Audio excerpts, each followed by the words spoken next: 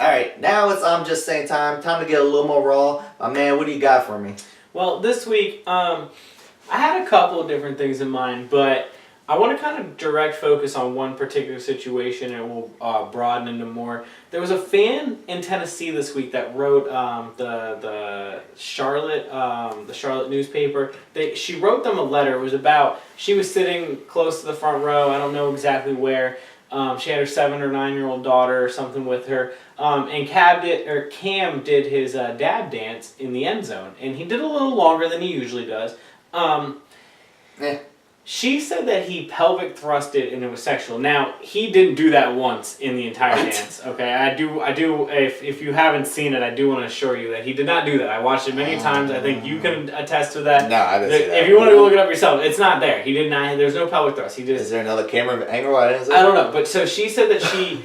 Now, she ended the letter, and it's really funny, and credit Dan Levitard for saying this. She said that at the end of the letter that she had to turn her daughter's head away to the cheerleaders and the mascot because it was so excessive and egregious and offensive. And he, as Dan Levitard pointed out today, so she turned her daughter to the half topless, to the half naked women cheering the men on the football field. Yeah. That's not sexist, and that's not offensive to you, but what he did is... Now, moving on. It's more of people being, like, frustrated that he, like, over-excessively celebrated, and that linebacker came up and tried to get in Cam's face, and then he started dancing a little ridiculous. more. Now, should have Cam danced a little more? Was that a little childish? A little bit, yes, but on the other end, that linebacker that came up and did that to Cam...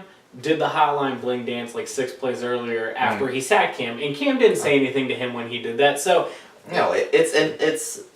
I like what Cam said. If you want to keep me from doing that, keep me out of the end zone. Absolutely, it's a situation where he was doing the hotline bling thing, and it's cool. It's funny. We weren't saying anything when Warren Sapp was doing the little Beyonce dance when he got that. Right. Yeah, because that was topical. It was funny. Yeah, exactly. But it's not funny when it was at home. Right. It's the same thing. He was doing the hotline bling. It's funny. It's topical. It's in the now. It's funny. I want to broaden a little more just to specifically say it on Cam. Everyone's trying to find a knock on Cam, and now that he can't knock him in the MVP race, now the new thing is he's a bad guy or he's this or he's that because he took a sign down last week and because he danced. Now the sign was hanging. Now the guy said it was disrespectful and he said like, oh, like that's my property. It was hanging over a Carolina Panthers logo on the wall that people aren't mentioning. That's not cool. That's probably disrespectful in those players' eyes. And he was disrespectful to Cam when Cam came up to like take it down. So I don't know if Cam was literally actually going to take it down or if he was saying stuff to Cam on the way out. But he said I don't have any money, sir, when Cam walked up to take this. Like, and then so who knows what Cam? Wait. He said I don't have any money, sir. And now I have an issue with that. So what does that lean towards exactly? To me that's racist. It's not even close. But I have an issue with him saying that on the side of Cam's shoes probably cost more than that sign. Like, do you know what I mean? Like, Cam's shoes probably cost more than that dude's car, and he's trying to sit there and say, like, come on, get out of here. That's to me, no. That's that guy was being childish when he went to the authorities about the sign. Anyways, moving on. People keep trying to paint Cam in this horrible bad light, right? Absolutely. I look at Cam in this sense. He is one of the most charitable, and it's not even on record. It's just you see it on SportsCenter every year. You see it on My Wish every year. You see it on Twitter. You see it on the local newspapers. You see it on the national headlines. He's one of the most charitable players in the NFL. He gives a football to a kid every single time he scores. He makes sure his players, his teammates, do the same thing. I'm tired of people trying to really point him out as a bad guy because. You want to say it or do you want me to say it? I'm going to say it because you know what? It's the truth though. Let's just go there. I mean, at this point, it doesn't matter. If Aaron Rodgers was doing this, would it be a problem? Why? Because he's white. There you have it. But why is that? Let me first say, I'm half black. I'm actually a mixed. Yeah. Sorry. I just want to bring more of an idea and awareness what my mindset is as I'm actually mixed. I'm half black. I'm half white. I also have other things as well, but I'm primarily black and white. So I understand the race thing. I haven't bring it up. Some of the I'm just saying in the past have led to that, definitely. I've kept it out. But my issue with the Cam Newton thing, and it's in here, and I'll say it for you because this is how I truly feel about the Cam Newton thing. It's perception. We brought up the Carson Palmer. He did like that. He actually did like a little. It was sexual in some kind of way. I don't know if it was this, Was it a crotch chop? It was towards the crotch, and his hands were in the area. It was sexual, and I said it earlier that it was. But was he saying was he saying I got 2 words for you? Basically, all you '90s kids know what that means. Yeah, exactly, and it was to the Seahawks, and nobody like. Why is that? Why do people get on Cam Newton? But Cam Newton dances too long, or does a first down, or he's a little more having fun with the game. There's a problem. He has a little more fun because he's 280 pounds and he's black.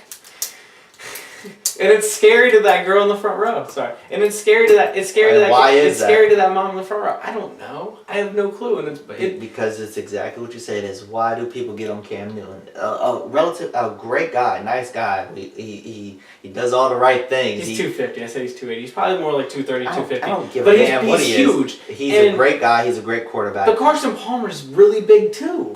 Why do people get on a Cam Newton? Why do people get on a Des Bryant? Why do people get on these?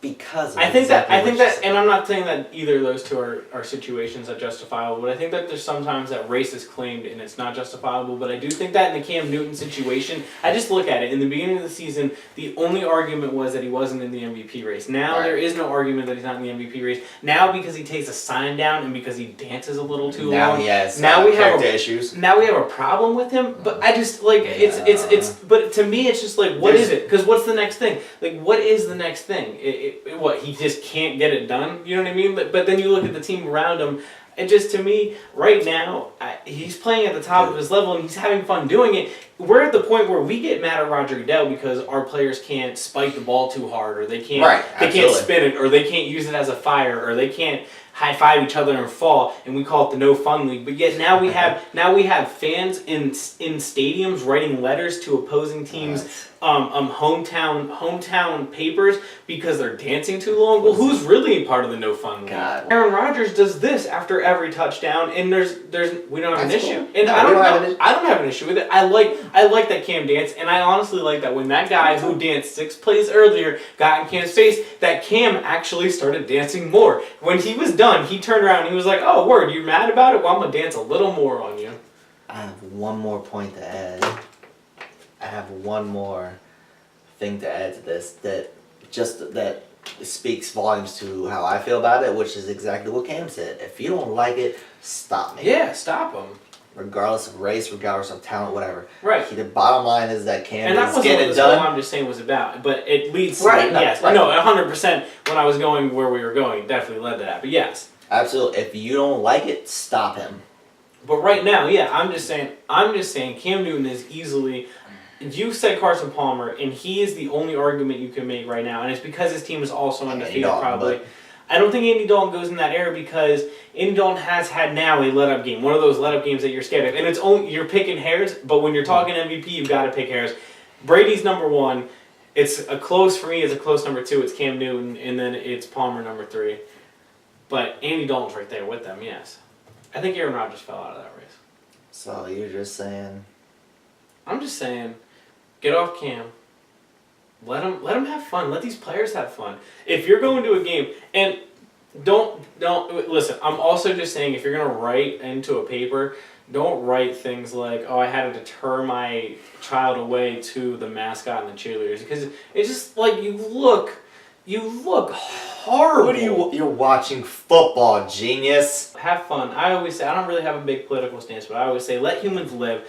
We're breathing, like, enjoy life a little bit. If you're going to spend the money, especially to sit that close at an NFL game, you don't be that person that goes home and types, "Oh, I'm going to go and, I'm so angry. Cam Newton danced too long." And, he pelvic thrusted when he didn't even pelvic thrust. Like, you're just looking for an issue at that point. Those keyboard warriors. Yeah, yeah. They just get tough on the internet. We met at an old job at a convenience store. They're those people that come in and want to talk to the manager because they pumped their gas last too long and it spilled into over their car. You know what I'm saying? They're those people.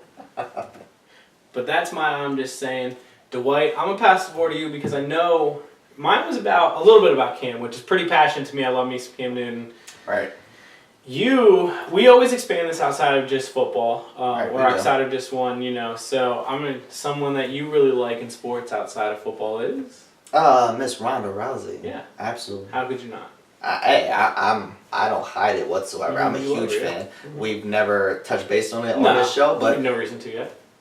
No, but now's as good a time as any. Yeah. I'm a big Ronda Rousey fan. I stand by the fact I love her as an athlete and as how she can talk to herself. Right, absolutely, as a role model for society.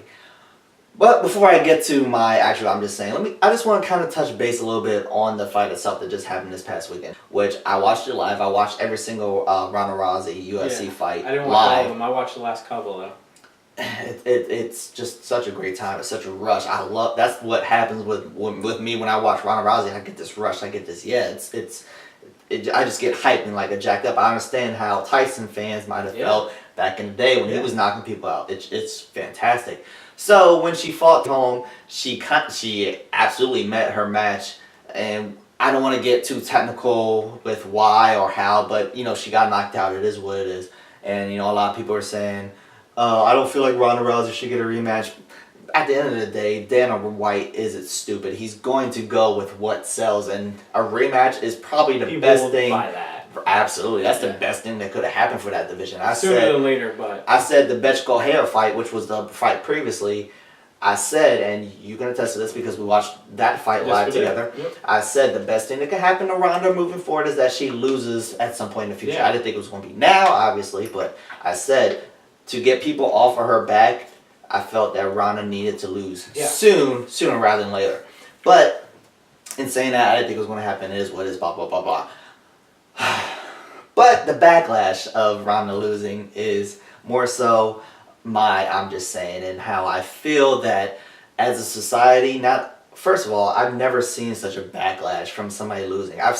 We've seen the LeBrons losing, and we've seen these in this era, in this generation of social media. In social media, we've seen these greats lose in big games or big moments, and it's like, oh my God, okay, then they all get attacked. But I've talked to Joe Fizzik. I've talked to people that we both know, or only I know, and we're like, man, the reaction. And I knew she was hated by a lot of people just because of the way she carries herself, which I'm about to get into. But man, the backlash has been absolutely unprecedented from what I even expected. I've never been against how she carried herself. Right. I've liked her. I've been impressed with how she carries herself and impressed with how she is in the ring. But I didn't I will say on the night before, I thought that was a little bit of she went over the top with the way that all went down. She feels like she was slighted. I said to you earlier though, in that moment, MJ always kind of, because when he was at his height, even against the worst players in the league on a Tuesday night, he before the game would make up things in his mind to make him mad about that person. And let's face it, this lady was this woman that she fought is a really, really nice woman that part of me almost thinks that, wow, maybe she in her mind thought, I gotta make up a reason to start hating this girl. I really need to go out there and want to beat her up. Right. To actually beat her up. Just like MJ wanted to actually have to go out there and beat the backup point guard for the worst team in the league on a random Tuesday, but he made up things in his mind to want to hate that person. And in this situation, it might have just been over the top and backfired. I didn't like how she handled it, but at the same time, I'm also not naive to the fact that it's a fighting sport, and I also think that it's a very real possibility that she did what I said. And if she didn't, as I also said, it's a fighting sport. So you need that little thing. You need things, even if it is the smallest thing that sent you over the edge, you need those things that sent you over the edge to make you the best in those physical sports. Absolutely, and that kind of ties into finally getting to my point of I'm just saying, because, and this was even before Ronda handled Ronda. Ronda could have get in. She has a legit at least 2-3 inches reach, height, everything, and Ronda just couldn't get in. But I'm just saying, finally, to get to my point, I don't understand this notion, this mentality. I understand it's all opinion based, but I don't understand mentality that Ronda Rousey isn't a role model.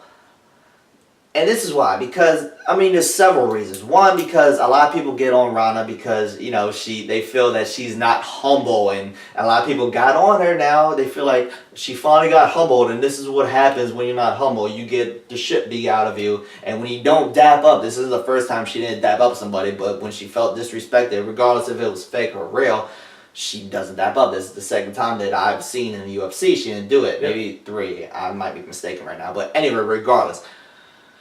People like to say, oh, she's not humble, but what people, and what I'm sure you have seen, and if you haven't, I know, you know, a lot of people have seen that Vine that's been transpiring, which with Jimmy Fallon, a month before, she said in an interview, she gave Tate all the credit in the world, more credit than any one of you or even myself gave her. And Ronda said legit that she was a threat to her, the most legit threat that she has faced. She gave her all the credit in the world, said she was a badass. She said she was such a good girl, she had nothing against her whatsoever.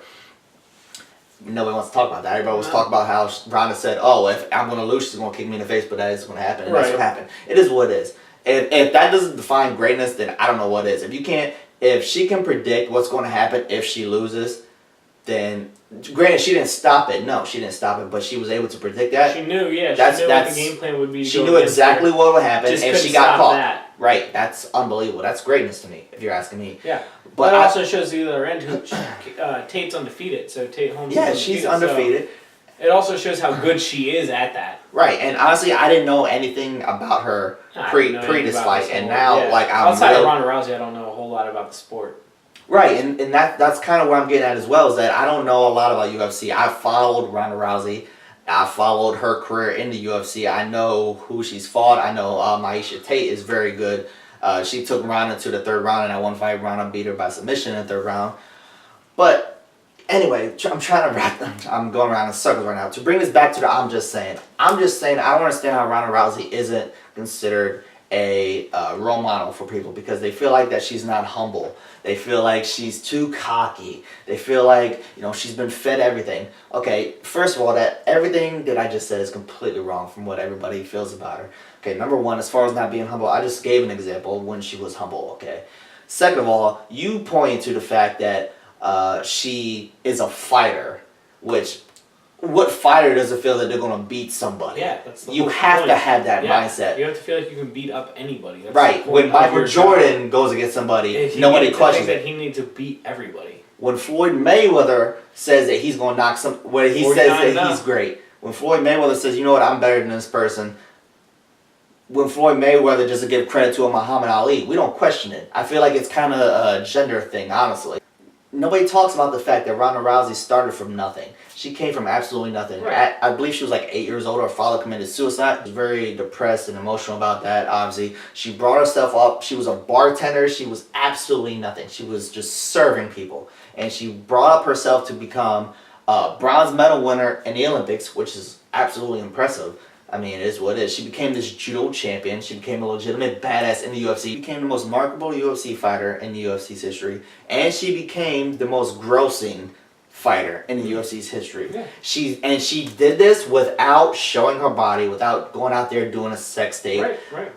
Because she has this aurora about her, because she has this confidence, because she knows she's a badass. She's out there making movies. She's out there doing work, doing everything that a perfect role model for young girls could do. I don't understand how she's not considered this role model, because going back to the humble thing, people say, whoa, she's not humble, that's why I don't think she's a role model. Okay, well, what dominant woman in sports is humble that we talk about? Serena Williams? I'm sorry, when was the last time we talked about her? Yeah, exactly. As dominant as she is and as great she is, she's even greater than Ronda Rousey. Yeah. But we don't talk about her, even though she's humble. She's in we don't talk about Layla Ali. They're both in single. They're all in single women's sports. Absolutely, and they all do their thing, and they're all in a situation where it's just them. They give credit to the people who help them train. They just don't give credit to the people that they fight. But like you said, Ronda did give credit. But you said that Ronda did give credit to the girl that she just fought. So. And she did. And you know what she did after she lost that fight this past weekend? She looked at her trainer, and a lot of people aren't talking about this either, of course. She looked at her trainer and she said, I'm sorry, because she felt that she had let her training staff down. Yeah. And she goes out there, she trains like the man, she does work out there, she is all in her craft, and I feel like as a society we should give her more credit. I understand this is all opinion based, and we all want to see these perfect, humble people. But I think we should give all of them credit. But I think that for people to just go off on Ronda the way they did, I understand what you're saying. That it's not really fair. It's not fair to her. It's not fair. And they don't even, they just quick to rush to put her down the second. Like, she's already down. Not to use this metaphor, they kicked her while she was down, and that's not. It's not the right thing because. But at the same time, people don't give most of these athletes enough credit. You can say that about all these guys. Baseball right now, all those guys in the offseason, they're all working out or they're all playing winter ball somewhere. No one's talking about that. No one cares. No one cares about it's just if they miss the ground ball in August to help them miss the playoff, that's when people are going to say something. That's when people are going to pile on them. So I understand exactly what you're saying. It's frustrating me because it's easy. Absolutely, and it's real easy to kick somebody while they're down. It's so easy for everybody to get on Ronda right now. The biggest thing with her moving forward is, and a lot of people have said, George Foreman has said it, Reggie Miller has said it, a lot of people have said it. The biggest thing right now is what she's going to do now moving forward, because now is the time to show her greatness. The biggest thing with me is that I feel like Floyd Mayweather. I don't want to get into a Floyd Mayweather conversation because this is that could take a whole another half hour. But the biggest thing with Floyd Mayweather with me is that he has spoiled our generation, especially below, in this mindset of losing doesn't make you great. That's not accurate because the greats lose. But you said Foreman lost, Frazier lost, no, Ali lost. 110%, 1,010%. Most of them lose at some point in time, and it's all a matter of what she's going to do moving forward. You said that it was Floyd that spoiled our generation, and I was actually going to take it a step further because Tyson lost. I was going to ask you about the UFC moving forward. The only person that I know is Rousey. I know some other names. I'm not going to sit here and lie. I don't know other names, and if you rattled off a bunch, I wouldn't be able to look. Yeah, I know who that is. But for the most part, Rousey's the only one that drew any interest of me personally, and a lot of people feel that way. Even on the men's side, I mean, the greats, they lose. But our generation, as you said, isn't patient enough that when somebody loses, people don't watch it. So now that she lost, like that was the biggest pay-per-view in the UFC history. That was the most attended UFC match of all time. Yeah. But now that she lost, and you said that, it's gonna get even bigger. And I'm with you that fighting gets better after you think it's going to get bigger. I think it's going to be the other way because you said our generation. I think people our age, and that's what you need right now, especially in the UFC. People our age are going to stop watching, and that's a problem because I'm with you, and I'm with other fighting people. If you really have interest in the sport, now's the time to watch because it's what they do after they lose. That's what the great ones have. Their best fights always come after their losses. Always. It's how they come back. If they come back on more dominant streaks, they fight better, all that stuff. And I'm with you. But I just don't know if people are going to stick with it. People weren't with it until Rousey, it blew up for 24 months because Rousey was undefeated and had 5 big fights in those 24 months. Now it's going to, I'm not saying it's going to fall apart. I'm not saying that I'm going to lose interest or anybody else going to lose interest. I'm just interested to see if it happens because, like you said, we're all spoiled. There's boxing. There's a lot of good boxing going on right now. Not great, but there's a lot of good boxing going on right now. That people aren't watching. People aren't talking about it. It's not like nobody's talking about Triple G. Exactly. It's not knocking everybody out. It's not in the 60s, 70s, 80s, 90s anymore. Mm-hmm. It's not being followed the way it was before. Fighting doesn't sell the way it does, and the undefeated aspect of Rousey, I think, was what sold the most. I think it's going to fall. We'll see. I could be wrong. I'm not going to disagree with you. I hear what you're saying. I just think that there's so much money in this in a rematch that it's not going to happen immediately because a lot of people are saying Miesha Tate, who is a decent opponent.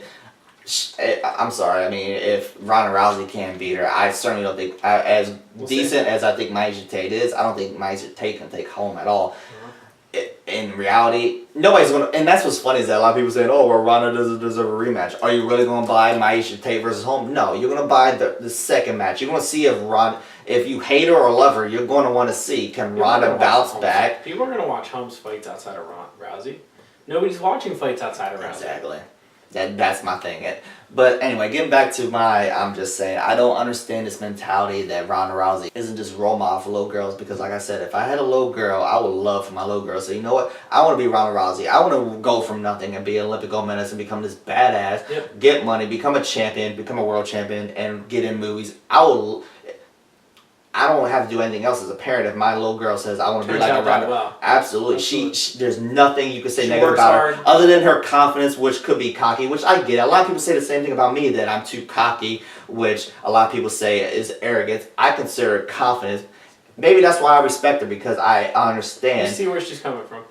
Absolutely, and if I think that I can do something great and I know that I can do it, then I am very confident, and that's where she is. I'm not on her level, but I understand that mindset, and I feel like you have to be in a sport, particularly when you're a fighter.